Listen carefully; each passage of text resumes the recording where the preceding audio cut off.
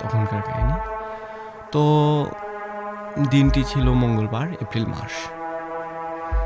ডেটটা আমার সম্ভবত মনে নেই, কিন্তু হবে আর কি।